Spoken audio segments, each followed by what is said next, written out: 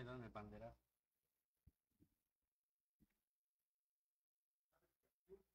Vamos el Q. Vamos el Q. El balazo. Sí, sí, bueno, bueno. A esta cámara puedo ver, maestro. A esa ya, esa, ¿no? Ya. Eso. Buenas tardes, tengan todos y todas. Agradezco su presencia el día de hoy, reunidos en el marco de la Semana de la Antropología por el 55 aniversario de la Facultad de Ciencias Antropológicas de la UADY y también en la conmemoración del aniversario de la licenciatura que cumple 45 años. Es un honor para mí el poder moderar el programa el día de hoy y darles la bienvenida a este espacio de diálogo y reflexión a la mesa panel titulada Reflexiones sobre los estudios históricos.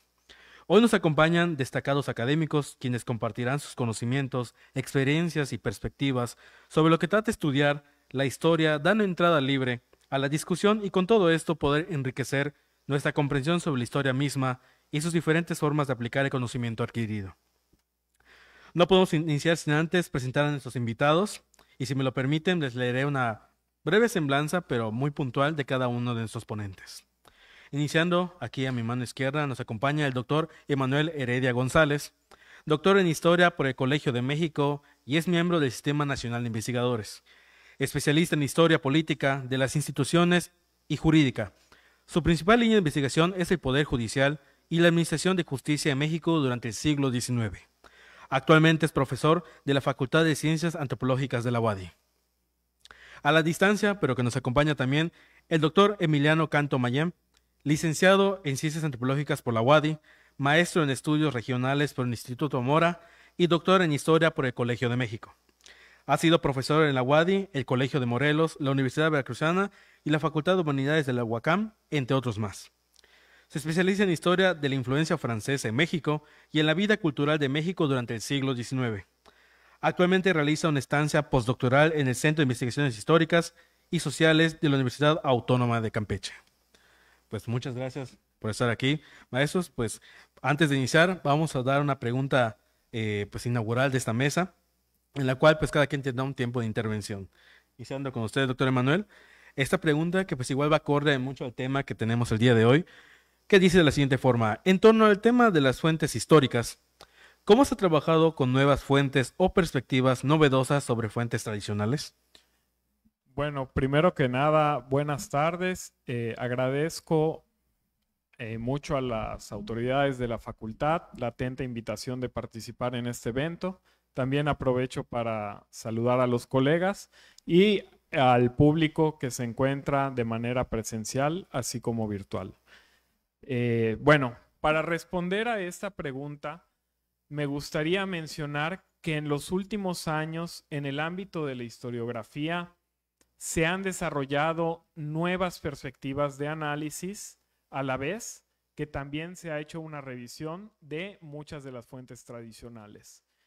Pienso en específico, que me gustaría comentar, en algunas corrientes, escuelas, considerados por algunos estudiosos, como son, por ejemplo, la historia del tiempo presente, como son también el historiar o la historia de las emociones y tal vez ya con una tradición más antigua, pero me parece que en ese sentido va esta cuestión de la reexaminación de fuentes, la historia de la vida cotidiana, ¿no? Entonces, comentaré brevemente un poco sobre estas tres corrientes, tres escuelas y sobre todo esta cuestión de la utilización de fuentes y las perspectivas de análisis.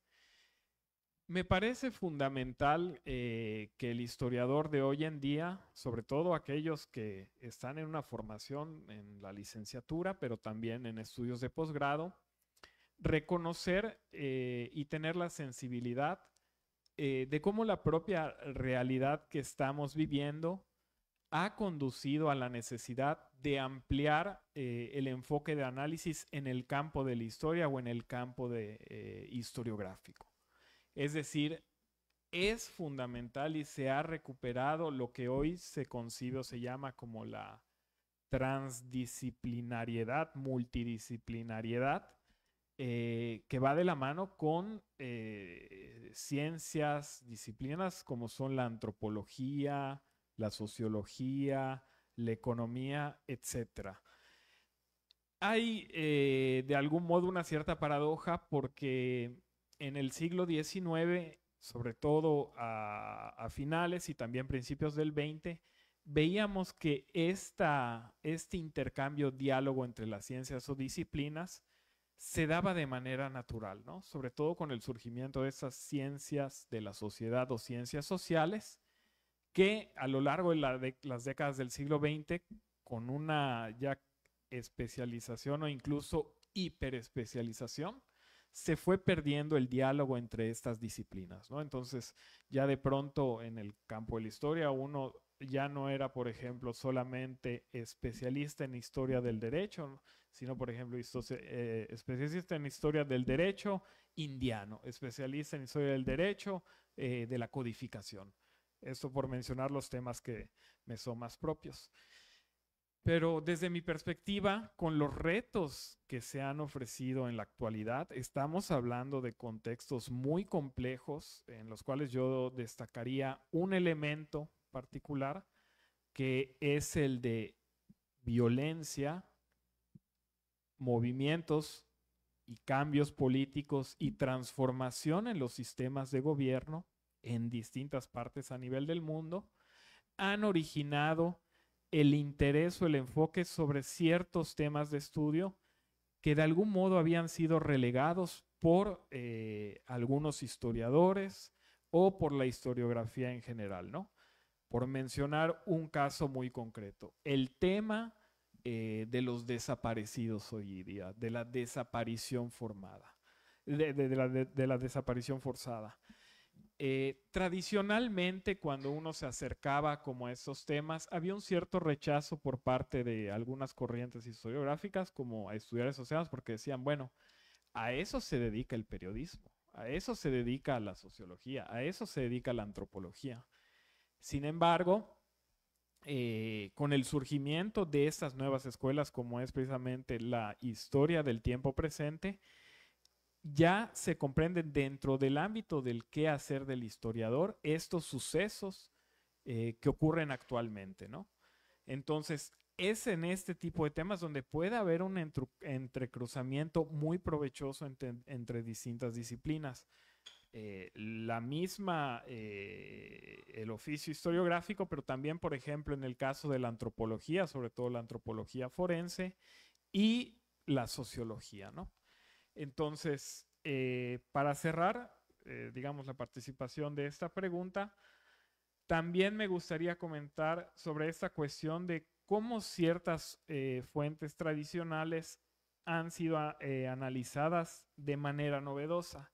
Y en el caso concreto que yo me voy a ceñir, que es, por ejemplo, al ámbito de las normas, de las leyes, tradicionalmente en la historiografía había permeado mucho lo que se conoce como la escuela del positivismo jurídico, del legalismo jurídico, defendido sobre todo por Hans Kelsen en su teoría pura del derecho, cuando hoy en día, a través de un análisis de las normas más allá de la propia enunciación únicamente de los textos legales, sino entendiendo la hermenéutica como herramienta para analizar los planteamientos que hay detrás de estos textos legales, cómo se conforman y qué ideas las fundamentan, se llega ahora al análisis de estas cuestiones de un legalismo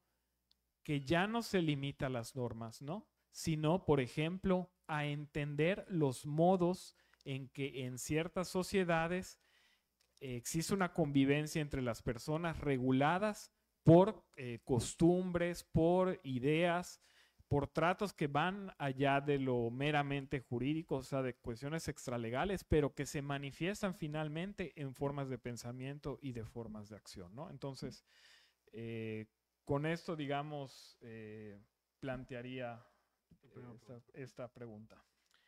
Muchas gracias, doctor Emanuel. Le cedo la palabra, doctor. Emiliano. Muchas gracias. ¿Me escuchan? Sí. Perfecto. Van a escuchar un golpeteo porque estamos en obras. Disculpen.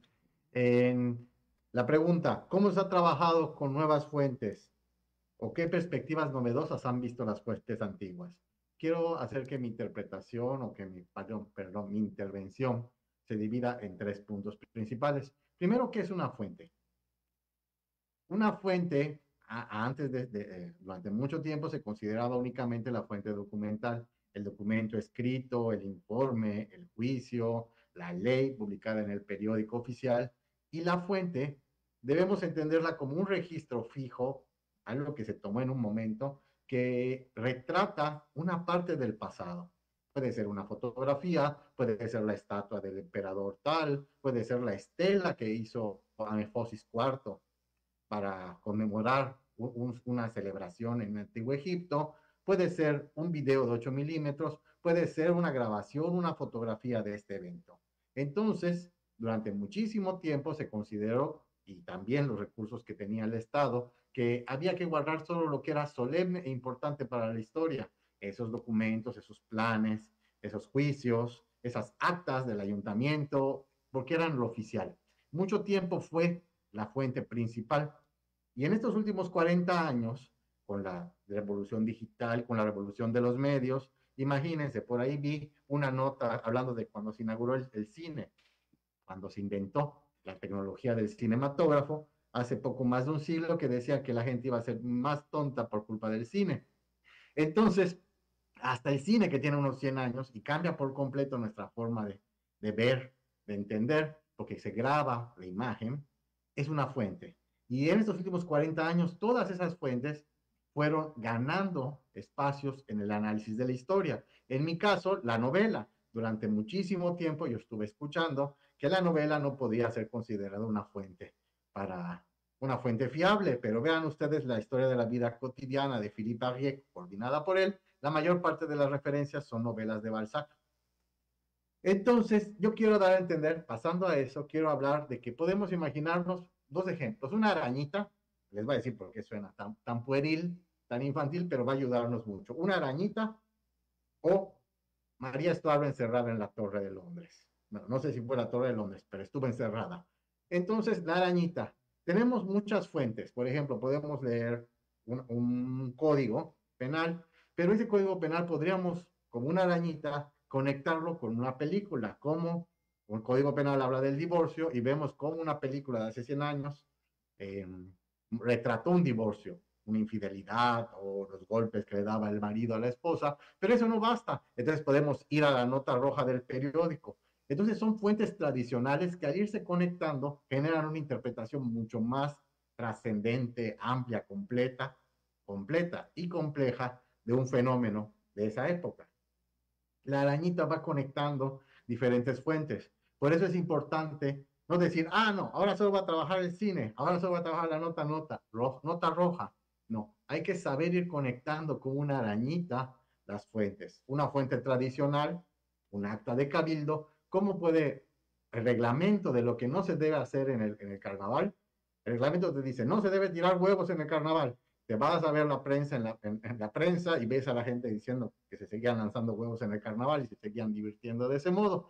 Entonces vas complementando, imagínate un juicio en el cual pasó a más unos brindis en el carnaval. Entonces vas pasando de la ley al periódico, al periódico, a la nota roja, como una arañita que va tejiendo y va conectando fuentes tradicionales con fuentes distintas. Y si encontramos un poema sobre carnaval sería mejor. Ahora, el segundo ejemplo es el de María Estuardo encerrada en la Torre de Londres. Ese tipo se cuenta que ella tuvo solo un libro, las escrituras, que lo tuvo que leer y como estuvo encerrada bastantes años, lo leyó una y otra y otra y otra vez. Entonces, esa es otra posición para entender las fuentes y es una perspectiva muy moderna. Hay que leer de manera intensiva la fuente y vas a ver que cada lectura te va a dar un nuevo dato. A veces, en ocasiones, no entendemos un artículo de un código o cuando leemos una novela no entendemos 2 o 3 párrafos. ¿Por qué reaccionó así este personaje? ¿O por qué está diciendo eso cuando lo entrevistan, cuando lo cuando te hacen tu investigación en el Santo Oficio y te hacen la pregunta una y otra vez, ¿y por qué va cambiando su respuesta? Hay que leer a profundidad una fuente. Esa es otra de las perspectivas muy actuales, porque normalmente sería la fuente en tiempos previos al academicismo, y se cortaban los párrafos forma de hacerlo. Hoy en día, al leer muchas veces la fuente, podemos interpretar de manera profunda y compleja un solo documento, una sola película, un solo poema. Ambas posiciones son válidas. Y eso lo hemos logrado gracias a los cambios en las corrientes historiográficas, como ha comentado el doctor Emanuel. Gracias. Primera pregunta. Gracias. Muchas gracias, doctor Emiliano. Pasando inmediatamente a la segunda y ya para cerrar esta primera mesa. La segunda pregunta dice de esta forma. Con estas nuevas herramientas para la investigación histórica, de las que acaban de mencionar y hemos reflexionado, ¿cómo permiten al historiador ampliar su campo de estudio? Doctor. Gracias por la pregunta. Estoy de acuerdo con lo que comenta mi colega y amigo el doctor Emiliano sobre cómo en el caso, digamos, de la historia, realmente el historiador puede acudir a una multiplicidad de fuentes que desde mi perspectiva tradicionalmente se habían dejado de lado, ¿no? En ese sentido, siempre que me preguntan, bueno, ¿cómo me pueden recomendar algún libro para introducir a la historia? Siempre o casi siempre suelo referir un libro de Benedetto Croce que se tradujo como La historia como hazaña de la libertad, cuyo título original en italiano sería La historia como pensamiento y acción, y en el cual se reivindica esta idea de que del historicismo, es decir, el historiador desde el observatorio de su propia realidad, una realidad económica, política, social, cultural muy particular y muy específica, analiza los problemas del pasado teniendo en cuenta desde el propio día de ayer, ¿no? Es decir, todos estos temas, ideas que los cuales uno puede, digamos, ir esbozando, pueden ser tratados con una multiplicidad de fuentes, ¿no? Y acá me gustaría comentar un poco la experiencia que yo he tenido al impartir algunas asignaturas y cómo, digamos, los estudiantes muestran precisamente esta fina percepción, sensibilidad histórica, crítica que tienen sobre los problemas actuales y cómo ello puede ser tratado a través de distintas fuentes, ¿no? En este sentido y sin pretender como tener como un mal recuerdo de cuando uno cursó la licenciatura o bueno, el posgrado, lo que sea, a veces uno se acercaba, ¿no?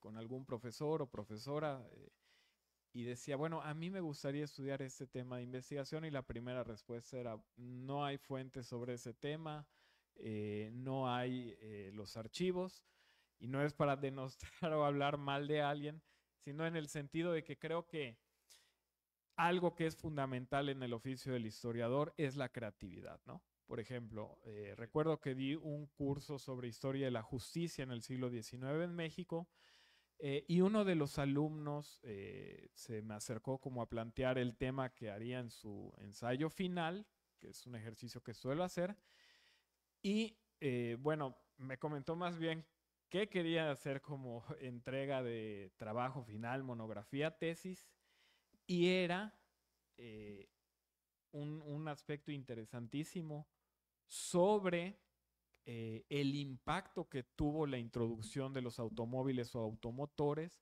en la organización de la urbanización de Mérida, ¿no? Entonces yo dije, francamente, es un tema muy relevante. O sea, hoy en día, en lo que se ha convertido Mérida en términos de viabilidad, crecimiento de población, y nuevamente sin pretender ninguna cuestión de mala intención, pues en su momento le dijeron, no hay fuentes para hacer eso.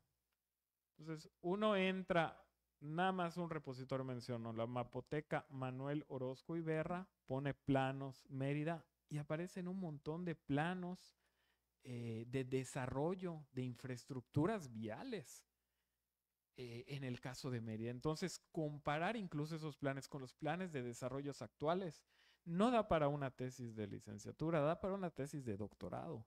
Entonces, lo mismo sucede con otros temas. He comentado, por ejemplo, con algún estudiante interesada en el tema del divorcio en Yucatán, ¿no? Frank, en el siglo XX. Y yo, pues, conozco algo sobre estos temas jurídicos o historia del derecho, pero pues no conozco todo. Y ella me mencionó que le surgió la idea de hacer este tema del divorcio porque leyó una nota que mencionaba que durante el gobierno de Felipe Carrillo Puerto, como hubo una ley bastante liberal que permitía el divorcio, muchas mujeres estadounidenses venían acá a Yucatán a divorciarse. Entonces es interesantísimo porque hay entonces una industria del divorcio, o sea, viajaban de Estados Unidos para divorciarse en Yucatán porque las leyes lo permitían, ¿no? Comparándolo con otros temas, sin abundar demasiado, pero hay, acuérdense, incluso una industria de salud en donde en algunos países europeos, al ser tan costoso, viajan a otros países como la India para realizar operaciones. En las cirugías estéticas, viajan a Sudamérica muchas personas, ¿no? Entonces, de esa nota que surgió, yo le recomendé revisar periódicos de la época y encontró un debate sobre este asunto e incluso en la prensa de Estados Unidos, que se recuperaba en la prensa de yucateca, de que alarmaba a Estados Unidos el hecho de que existieran estas facilidades. Incluso se plantea en un momento, esto la alumna lo investigó, que en vez de optar por una posición como de sumisión, Felipe Carrillo Puerto dijo, bueno, tomo nota, vamos a facilitar los trámites para agilizar el divorcio. Entonces, yo sí me gustaría en este punto como destacar e invitar a los estudiantes y en general, pues también a los colegas y nosotros que no dejamos de estudiar, de investigar, de que esos temas que surgen, digamos, de esta convicción interior de que son relevantes por el contexto económico, político, social que están viviendo, pueden desarrollarse a través de una multiplicidad de fuentes, ¿no? Y acá cabe, y con esto cerraría para no monopolizar el micrófono, el acceso, por ejemplo, a bases digitales, también a un montón de plataformas en donde se pueden encontrar mapas, películas, música, que como comentaba el doctor Emiliano, son fuentes no solamente válidas, sino incluso muy, muy ricas de información. Muchas gracias, doctor Emanuel. Doctor Emiliano. Voy a echar un puente con las últimas palabras del doctor Emanuel. Primero, gracias a que países que están en posición económica y tienen una idea distinta de sus colecciones, países como Francia, Inglaterra, algunas universidades estadounidenses, es posible tener acceso a documentación, en este caso peninsular, mexicana, y también, si uno tiene el dominio del idioma inglés o del idioma francés, podría revisar todo lo que se publicó de México y de Yucatán en Francia. Y también son colecciones tan ricas, tan abiertas.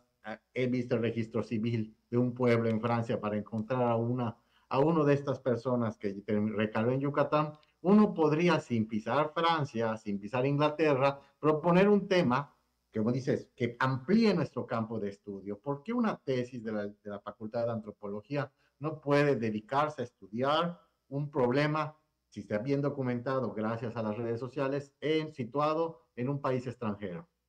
Si se domina el idioma, claro. Eso implica planteamientos, pláticas con el asesor, pero hay fuentes por doquier.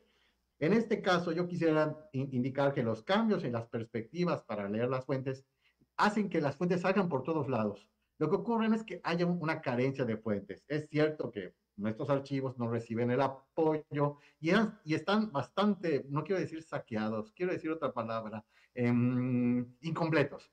Entonces están bastante, pero aún así, si nos cambiamos nuestras gafas por medio de la metodología y la teoría, vamos a encontrar temas. Por ejemplo, hablemos la prensa, si tomamos solo un volumen de cualquier periódico, 2 volúmenes de cualquier periódico, lo presentamos ante un grupo de 20 estudiantes de historia, les decimos, vamos a leer todo este periódico y cada quien va a escoger su tema, estoy seguro que cada quien con la misma fuente va a poder hablar del deporte, del divorcio, de las diversiones, de la literatura, porque es una fuente riquísima. En mi caso, a mí me interesa, todo el mundo lo sabe, cómo llegó la literatura francesa y fue leída en la península. Y a diferencia, si yo no hubiera tenido este gusto personal, como dice el doctor Emanuel, el gusto por esta literatura, el idioma, la cultura francesa, podría haber partido, dicho, no hay, cuando pasaban los periódicos, no hay nada, no hay nada, no hay nada. Pero como tengo afilada o tengo este gusto o este afán, cada vez que abro un periódico del 19, de aquí de Yucatán, de Campeche, de Veracruz, siempre va a haber un relato francés. Entonces, lo que muchos pasan y dicen, no, no sirve porque no me habla de la historia peninsular, es como una mina de oro. ¿Por qué? Porque desde el planteamiento, el interés, el afán, la manera en la que el profesor le dice al chico, no va a ser fácil encontrar tu fuente, pero la vas a encontrar si cambias tu perspectiva. Nunca nadie va a ir en el archivo y va a encontrar, acá está en un expediente todo lo que quisiera, necesitar para mi tesis. Pero si cambias tu perspectiva teórica, es muy probable que encuentres, que las fuentes pase de no hay nada a, Dios mío, qué cantidad, qué mina de oro. Entonces, aquí lo que quiero ya para concluir es que, además de ampliar, podemos hacer una tesis, imagínense, de un puerto de Francia, gracias a los archivos que están en línea ahí, o puedo ver qué es lo que se publicó de Yucatán en tantos años en Londres, por ejemplo. También tenemos que romper con la idea de que la historia tiene que ser solemne, hablar solamente de la política, de la economía, del derecho, me disculpará, compañero, pero aquí lo que quiero decir es que podemos trabajar algo que sea menos solemne, las diversiones, la bicicleta, las formas en las que vestía la gente. Entonces eso también lo he visto en las tesis recientes. Entonces, aquí no solo podemos ampliar nuestro marco, si leemos de manera diferente las fuentes, si las conectamos de manera diferente entre sí, podemos ir ampliando no solo geográficamente, sino pasar el ambiente político, jurídico, solemne y necesario para la vida por algo tal vez menos, ¿cómo se llama? Menos político, menos estatal, pero también rico para entender la complejidad humana. Muchas gracias. Ha sido una mesa preciosa. Bien. Muchísimas gracias, doctor Emiliano. Doctor Emanuel, gracias por esas reflexiones que sin duda alguna van concisas y nos invitan a todo el público a reflexionar sobre esto, sobre todo al alumnado, que pues yo creo que nos invita a estar pensando esto todos los días. Pues gracias, gracias a los que participaron acá. Igual agradezco al público que nos está aquí con nosotros, al alumnado, y igual al público que nos ve a la distancia.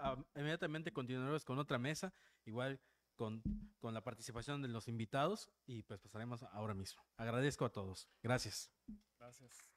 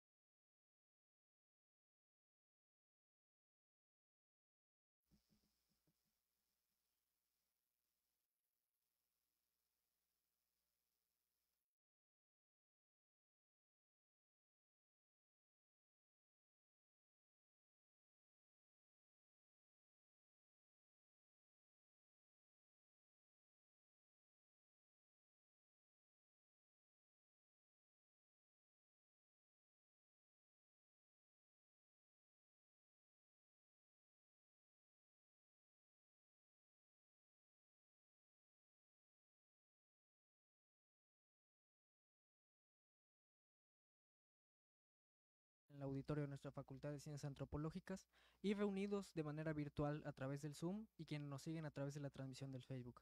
Continuamos con la actividad que nos reúne el día de hoy en el marco del 45 aniversario de la licenciatura en Historia. A continuación, leeré las semblanzas de nuestros comentaristas. A mi izquierda tengo al doctor Edgar Santiago Pacheco, universitario desde hace 40 años, con intereses en la historia del libro y de la universidad. Ha sido profesor de la Facultad de Ciencias Antropológicas y ha estado vinculado a ella desde 1985. Actualmente es coordinador del Archivo General Universitario de la UADY. De manera virtual, contamos con la presencia del doctor Raúl Romero Ramírez, licenciado en Historia por la Universidad de Veracruz, maestro en Estudios Latinoamericanos por la UNAM y doctor en Historia Contemporánea por la Universidad del País Vasco.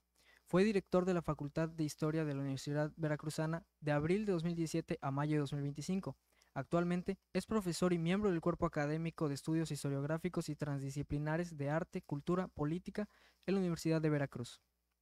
Continuando con las preguntas, quiero iniciar esta ronda de preguntas con la primera, que dice: en torno al tema de las fuentes históricas, ¿se ha trabajado con nuevas fuentes o perspectivas novedosas respecto a las fuentes tradicionales? ¿Y de qué manera se ha trabajado estas nuevas fuentes? Doctor Edgar.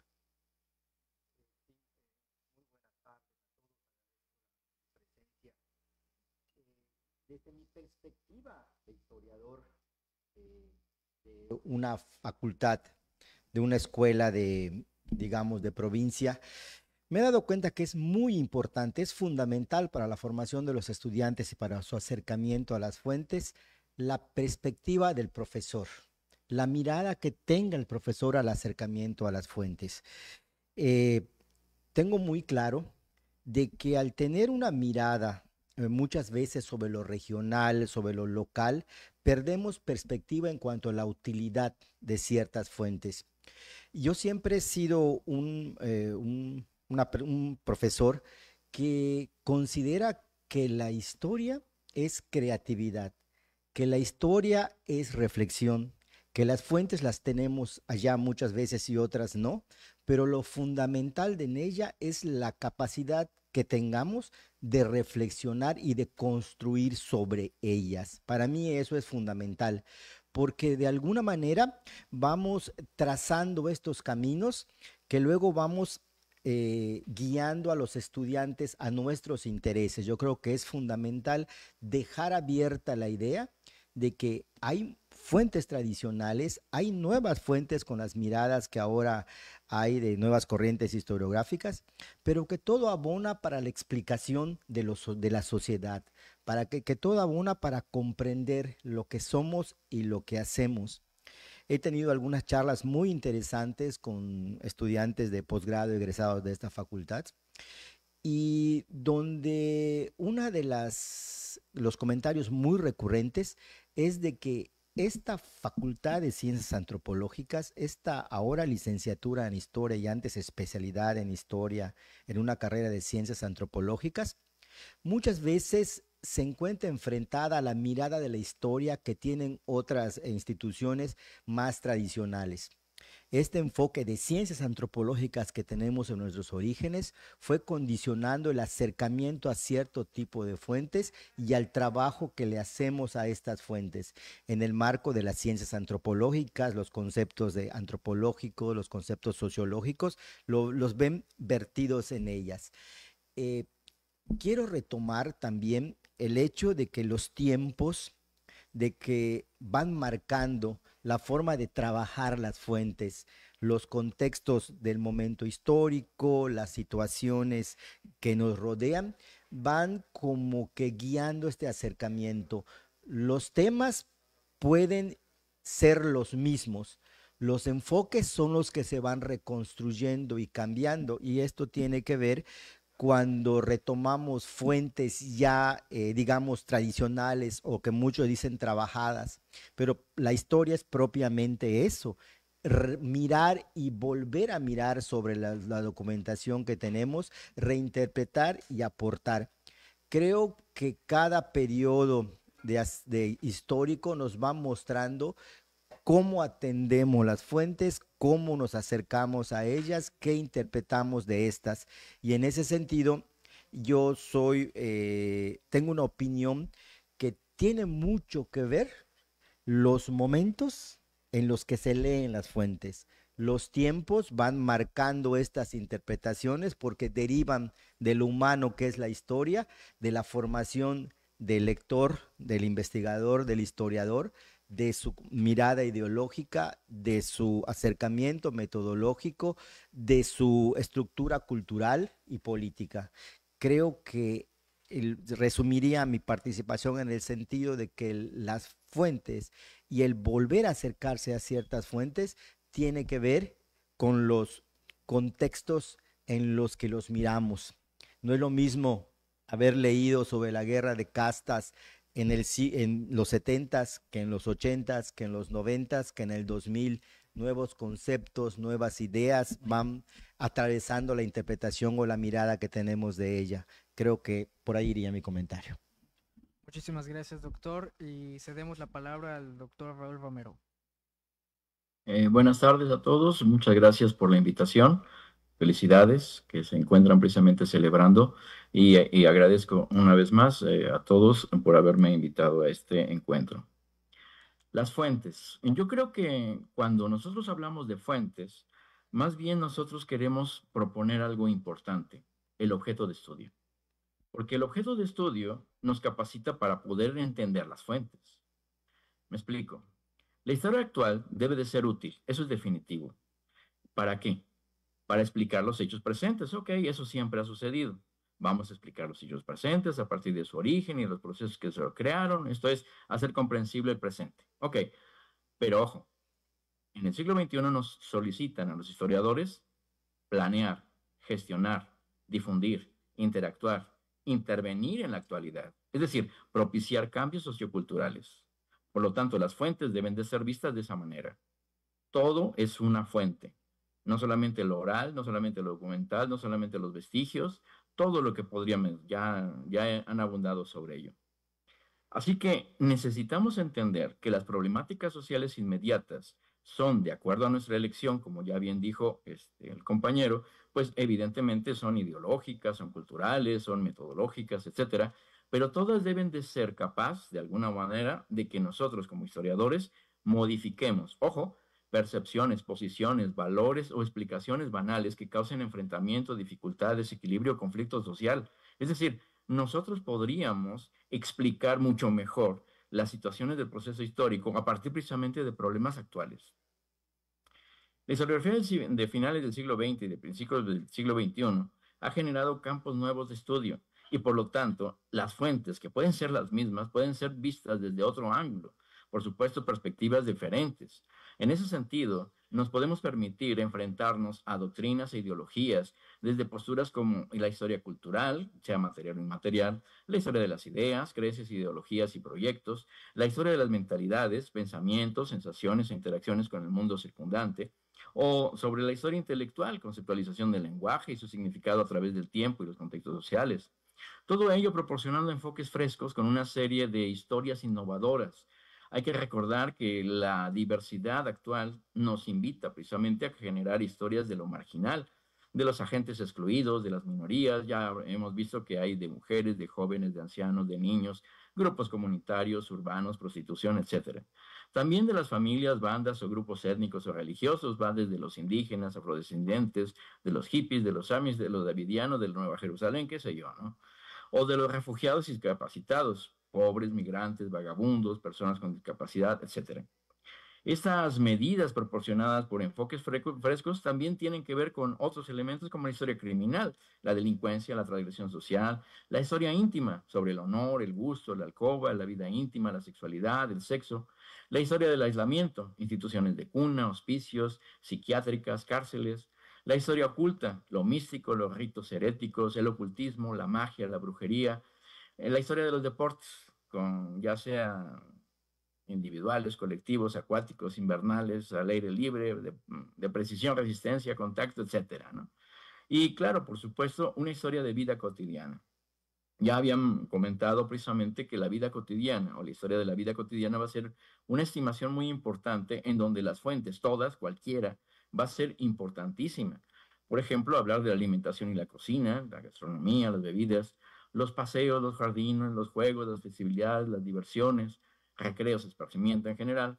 La amistad y las decepciones, apego, afecto, desilusión y desengaño son también temas, obviamente, contemporáneos del siglo XXI. Obvio, también la sensibilidad, las dolencias, los malestares, es decir, padecimientos, sufrimientos y enfermedades.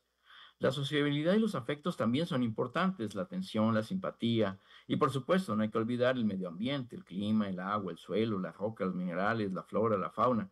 Todo esto son precisamente elementos fundamentales por los cuales se abre toda una gama diferente de temas. Como ven ustedes, los objetos de estudio entonces son muy amplios. Alguien por ahí decía que prácticamente todo es historia.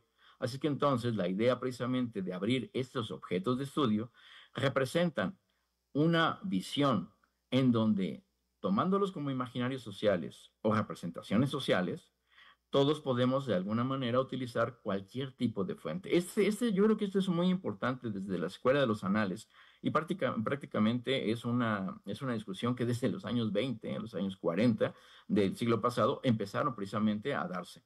Y acuérdense que Bertrand Russell o Thomas Kuhn, por ejemplo, a partir de la ciencia decían, bueno, es que la historia debe de ser útil y es útil, pero el problema es que la historia se ha alejado de la ciencia y la historia ha caído solamente en una visión humanística, cuando puede ser humanista, pero también puede ser científica, puede ser también social y puede ser también económica, puede ser política y puede ser cultural. Es decir, de alguna manera ya se hacía la referencia desde los años 20, los años 30 y los años 40 sobre la necesidad de la diversificación de la historia. Hoy tenemos que entender que cualquier cosa es una fuente y que evidentemente las fuentes no solamente están archivadas, están alrededor de nosotros. Hay que recordar que el contexto histórico es el elemento por el cual nosotros nos desenvolvemos y podemos comprender o entender toda una temporalidad. A partir de esa temporalidad es en ese sentido que nosotros podemos encontrar las posiciones precisamente sobre las, digamos, visiones contemporáneas innovadoras. Es decir, ¿qué es lo innovador en la historia? ¿En las fuentes? Sí, son innovadoras porque por primera vez pensamos que todo es fuente y todo puede servir. Ojo, tenemos que hacer un análisis. Por supuesto, todas las fuentes son muy importantes, pero ojo, las fuentes deben de pasar no solamente el análisis del sentido descriptivo, deben de pasar del análisis al sentido crítico, es decir, un sentido hermenéutico, lingüístico, conceptual, que es uno de los elementos muy importantes que hoy en día se está haciendo. Nosotros muchas veces si vemos la historia antes de 1930, vemos que los análisis hermenéuticos, lingüísticos y conceptuales están prácticamente ausentes. Hoy necesariamente necesitamos la lingüística, necesitamos la arqueología, necesitamos, bueno, ya habían comentado precisamente de todas las ciencias. De por sí recuerden que la historia es precisamente eso, es multidisciplinar, ¿no? Muchas gracias, doctor. Sin duda alguna, dos participaciones muy interesantes para repensar la cuestión de las fuentes y los nuevos objetos de estudios de la historia. Ahora, pasando más a aquellas herramientas y más al método histórico, paso con la segunda y última pregunta del día, que dice, con estas nuevas herramientas para la investigación histórica, ¿de qué manera permiten al historiador ampliar su campo de estudio? Doctor Edgar. Sí, mira, este es un punto de reflexión profunda. Eh, Siempre he tenido una mirada así como que un tanto crítica, en el sentido de que la historia, ¿para qué nos sirve? La historia es para qué. O sea, ¿por qué estamos formando estudiantes en una escuela de ciencias antropológicas, en una licenciatura en historia? O sea, ¿cuál es la utilidad de la historia? La utilidad de la historia tiene que ver con que tenemos una responsabilidad como institución para integrar a la sociedad desde una perspectiva disciplinar de la historia a ciudadanos que van a enfocar su formación al conocimiento del pasado. ¿Para qué? Es una pregunta que siempre me estoy haciendo yo constantemente ya con mi trayectoria y creo que todo estudiante se hace. ¿Por qué hago esta reflexión? Porque tiene que ver con las fuentes de la historia. Tiene que ver cómo me acerco al pasado y a través de qué me acerco al pasado. Y yo creo que si algo propongo es que debemos volver a mirar las fuentes o utilizar las fuentes históricas tan diversas que existen desde la perspectiva de la utilidad social. Para algo debe servir el que estudiemos historia, el que interpretemos fuentes, el que recurramos a nuevas interpretaciones sobre documentación ya existe o sobre otras nuevas que nos estamos acercando. Pongo rápidamente un ejemplo que ahora en estos días me puse a trabajar por circunstancias de nuestro aniversario precisamente. ¿Cómo entiendo a la Facultad de Ciencias Antropológicas, a la licenciatura en Historia y otras licenciaturas, a los estudiantes de la Facultad de Historia de 1980? Y me pongo esa fecha porque en ese año se hizo por primera vez una semana de la antropología. ¿Sí? ¿Cómo los entiendo? ¿Cómo sé qué éramos? ¿Cómo sé qué hacíamos? Y recurriendo a las fuentes precisamente, yo que soy un poco maníaco de guardar documentos, me encontré el primer programa de la Semana de la Antropología, me encontré por allá el cartel y a partir de eso empecé a intentar leer qué pasaba y por qué pasaba en nuestra facultad en esos años. Y bueno, cuando hasta hace un par de décadas era un pecado no hacer historia, o sea, aquí en nuestra región, sino era con fuentes de archivos, de un archivo general, uno de los diarios oficiales. Y me doy cuenta que a partir de esa nueva mirada a ese tipo de fuentes, en este caso un programa de mano, puedo entender muchas cosas que ocurrían en nuestra universidad, en nuestra facultad, en relación de entre las disciplinas, en relación del reconocimiento a ciertos personajes, en el papel de los estudiantes en el desarrollo de la facultad y un poco incluso las posturas ideológicas de los 80s y de los 70s. Resumo, en ese sentido, el tener estas miradas del presente con las fuentes tradicionales o con fuentes que antes pasaban un tanto desapercibidas, nos dan una riqueza, por supuesto, amparada por las miradas metodológicas, por la hermenéutica, por la heurística, por la interpretación misma de los contextos en los que se dan sentido. Y vas buscando la utilidad de la historia a través de estas fuentes. Hoy, ¿qué nos puede servir en estos momentos de crisis, por ejemplo, o de grandes problemas viales, como mencionaban, de atropellamientos acá en el periférico de nuestra ciudad, la nota periodística del mañana, ¿sí? O qué tan útiles pueden ser ahora la propaganda efímera que perdemos día a día y que luego nos pueden explicar incluso procesos comerciales o compañías dominantes en ciertas épocas.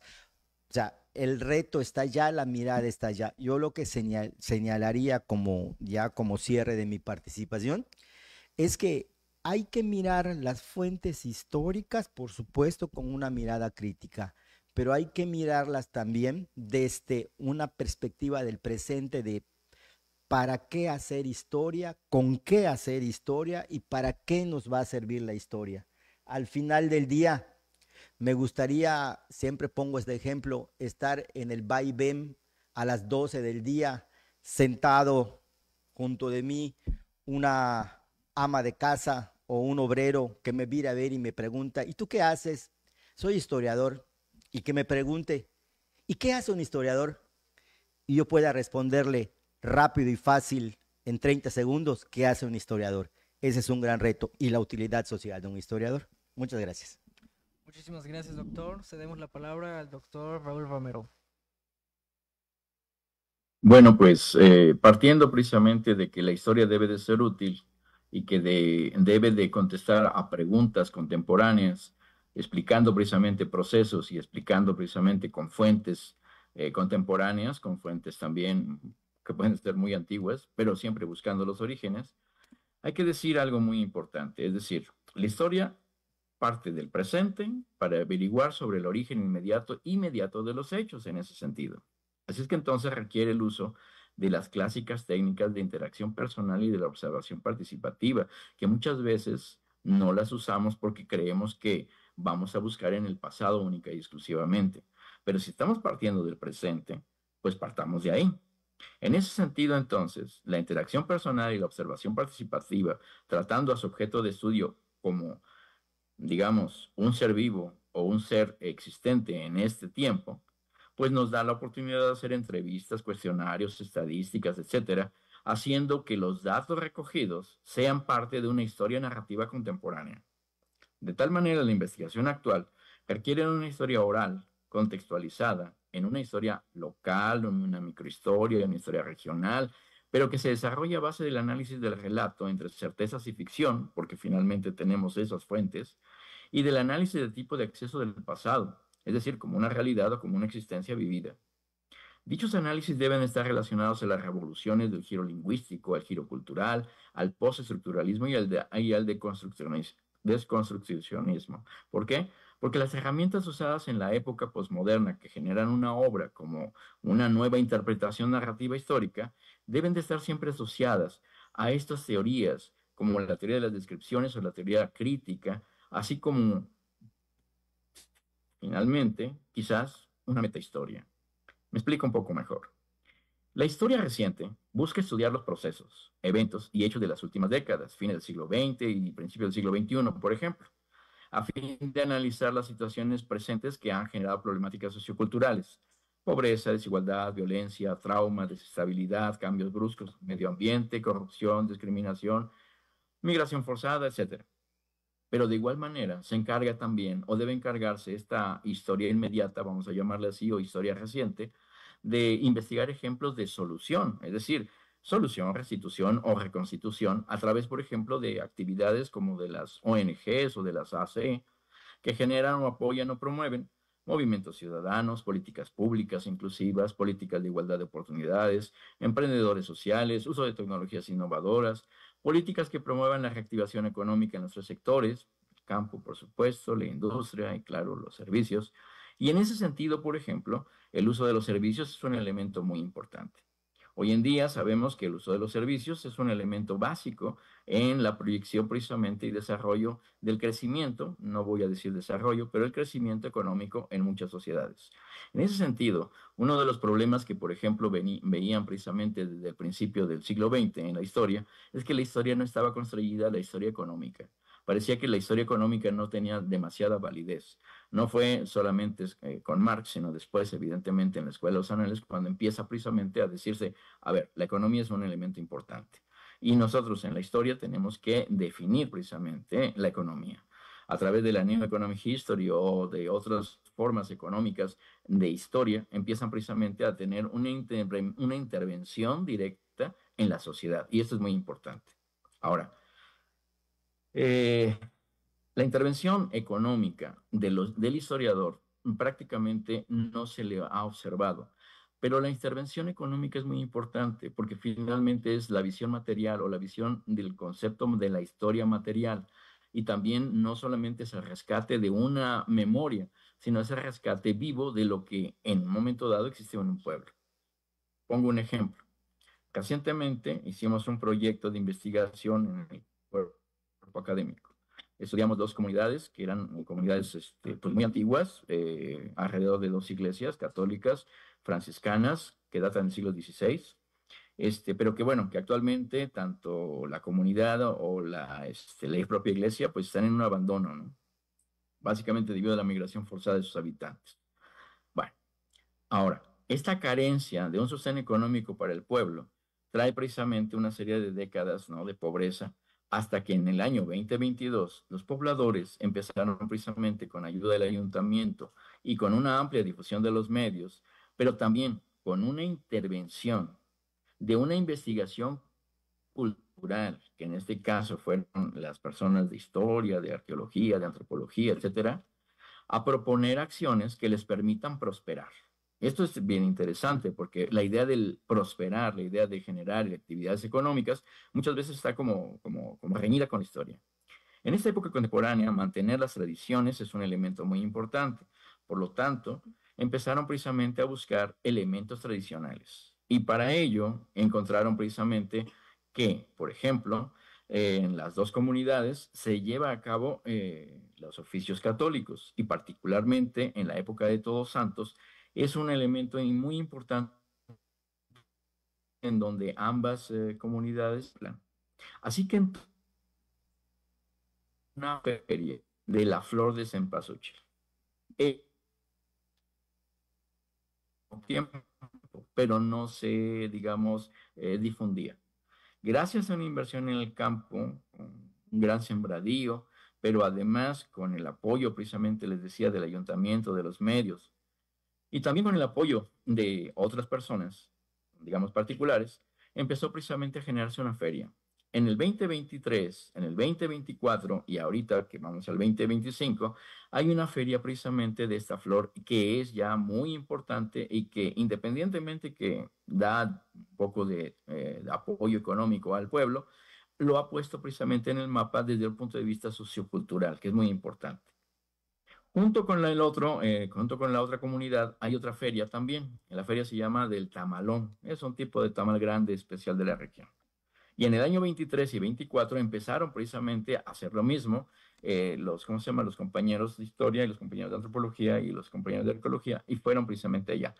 Lo primero es que supuestamente básicamente íbamos a ver las iglesias. Y de repente nos dimos cuenta que alrededor de las iglesias se creaba precisamente toda una forma social de tradiciones. Y obviamente a partir de la forma tradicional de esto, se creaban precisamente acciones económicas. Y entonces se creó precisamente en la región y hoy en día, en el 2024, fue un éxito y espero que en el 2025 también, aparentemente así será, pues también será un auge de turismo para que los pueblos de alguna manera se mantengan y sostengan sus propias tradiciones y al mismo tiempo entiendan desde un punto de vista de la memoria histórica lo que realmente significan tanto las iglesias y el proceso histórico que ha existido precisamente desde entonces hasta esta fecha. Los estudiantes, los que estuvieron precisamente apoyando, pues evidentemente hicieron las tareas propias de un estudiante de historia en donde se dan cuenta que las fuentes orales son muy importantes, que las fuentes obviamente arqueológicas, en el caso de las iglesias también, y que por supuesto las fuentes más importantes en un momento dado es precisamente la memoria que debe difundirse y ellos mismos empezaron a hacer carteles, difusión de los festivales y claro, dar propuestas sobre la cultura popular de los pueblos para que, por ejemplo, en la Feria del Tamalón se hicieran por primera vez ¿cómo se llama? Digamos, se vendieran más bien por primera vez unas figuras que se hacen precisamente con las cuestiones del tamal, ¿no? Entonces de ahí mismo salen y que se hacían desde hacía mucho, pero que no se ponían no solamente a la venta, sino a la exhibición. Entonces, ojo, puede funcionar y puede ser útil. Sí, esto, puede apoyar, establecer ciertos elementos económicos en ella, es decir, apoyarla económicamente, sí, también se puede. Es decir, hay toda una serie de elementos que pueden favorecer precisamente que no solo la historia, sino también los historiadores entendamos que somos útiles, útiles socialmente, útiles que llevamos precisamente beneficios socioculturales que pueden redundar en económicos. Bueno, esa sería mi intervención hasta aquí. Muchísimas gracias, doctor. Y bueno, quiero agradecer a los doctores, al doctor Edgar, a usted, doctor Raúl, por su participación, por su tiempo y sobre todo por el conocimiento que nos dan, que sin duda nos invita a pensar en nuevos objetos, nuevos métodos de nuestra disciplina histórica y pues que invitan a la reflexión. Con esto damos con concluido la mesa del día de hoy y les recuerdo que mañana les esperamos para continuar con este encuentro de historiadores sur-sureste por esta misma vía en el mismo enlace de Zoom, dando inicio a las 13:30 horas. Muchas gracias. Muchas gracias.